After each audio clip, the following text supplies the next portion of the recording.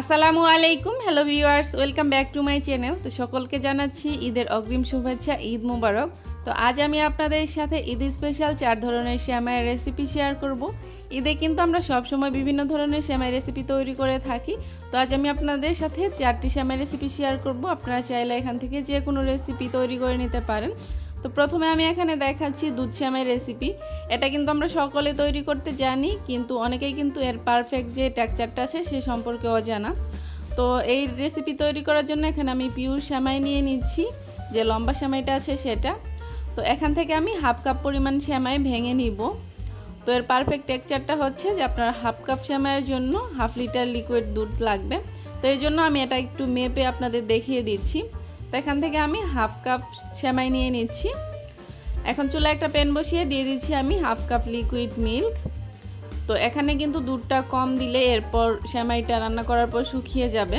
তখন গরম মশলা দিয়ে দিলাম আমি, তেজপাতা, এলাচ আর দারুচিনি, আর দিয়ে দিচ্ছি 1/4 কাপ চিনি আর চিমটি পরিমাণ লবণ।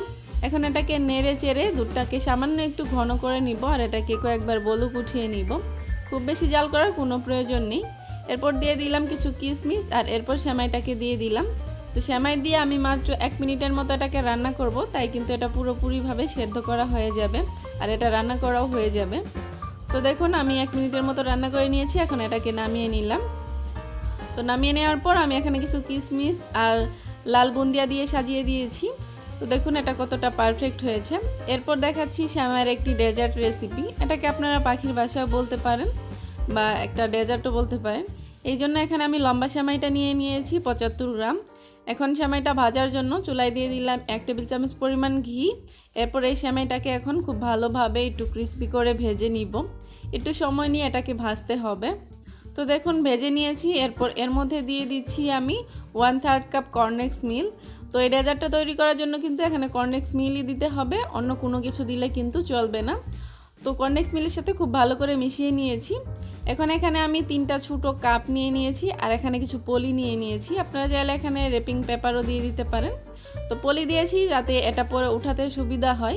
এরপর চামচের সাহায্যে আমি এইভাবে কাপে শেপ দিয়ে নিলাম। এরপর এগুলোকে আমি খুব সহজেই কাগজ থেকে কাপে থেকে উঠিয়ে নিচ্ছি। তো দেখুন এখানে আমার 6টা তৈরি হয়েছে। এখন আমি এখানে একটা মিশ্রণ তৈরি করব। এই জন্য দিয়ে দিচ্ছি 1/4 কাপ লিকুইড মিল্ক, আর দিয়ে দিচ্ছি 1 টেবিল চামচ পরিমাণ কর্নফ্লাওয়ার আর 1 টেবিল চামচ পরিমাণ ময়দা। আর এখন এটাকে চুলায় বসিয়ে দিয়ে দিচ্ছি আমি 2 টেবিল চামচ পরিমাণ চিনি। তো এখন এর মধ্যে চিনিটার মধ্যে এই ঘন মিশ্রণটাকে দিয়ে দিলাম।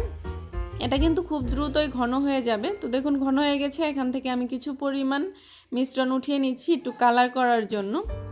তো আমি এখানে রেড ফুড কালার দিয়ে একটু কালারফুল করে নিচ্ছি। এরপর যে ক্রিমটা তৈরি করেছি এই ক্রিমটা এই কাপগুলোর মধ্যে এক এক করে দিয়ে দিচ্ছি। তো দিয়ে দেওয়া হয়ে গেলে এর ওপর যে আমি লাল ক্রিমটা তৈরি করলাম সেটা দিয়ে একটু সাজিয়ে নিচ্ছি।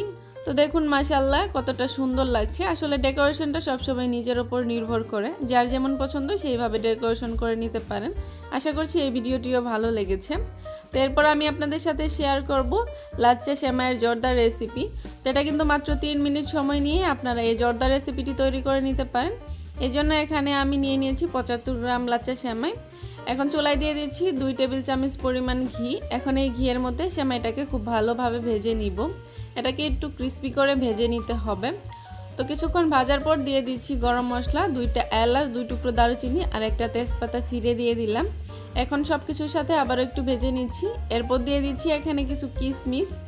তো সব কিছু আবারও ভেজে নেওয়ার পর দিয়ে দিলাম সামান্য পরিমাণ কাঠবাদাম কুচি। আমি কিন্তু এখানে খুবই পরিমাণে অল্প রান্না করছি, এই জন্য সব কিছুর পরিমাণ অল্প দিয়ে নিয়েছি। এরপর এর মধ্যে দিয়ে দিলাম আমি 1/4 কাপ চিনি।